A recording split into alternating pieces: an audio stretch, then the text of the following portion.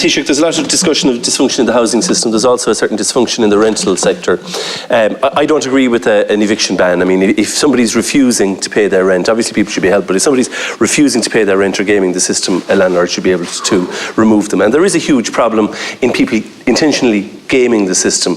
They go to the RTB, there's a big delay in that, they appeal that to the board, and then they wait for court enforcement. It goes on for well over a year. Meanwhile, somebody's trying to pay a mortgage on a property, and there's no summary procedure to remove somebody. On the other hand, landlords should be renting out properties that are fit for purpose, and there should be inspections.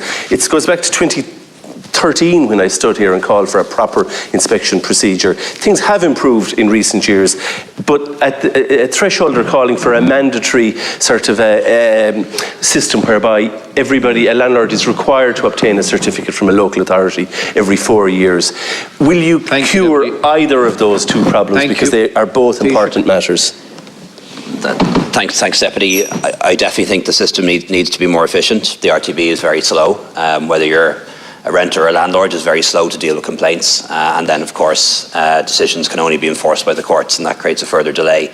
So we definitely need to improve the efficiency and resourcing of the RTB, and that's happening. And, of course, the appointment of more judges, and we've been appointing a lot of judges in the last few months, should hopefully speed up the court's process. In relation to this idea, I think I've read that from Threshold that, you know, it'd be like an NCT, if you like, for a rental property, that you get an inspection once every 3 or 4 years. It's worthy of consideration. As is often the case with a good idea, there could be unintended consequences, but definitely something that I'll speak to the Minister about.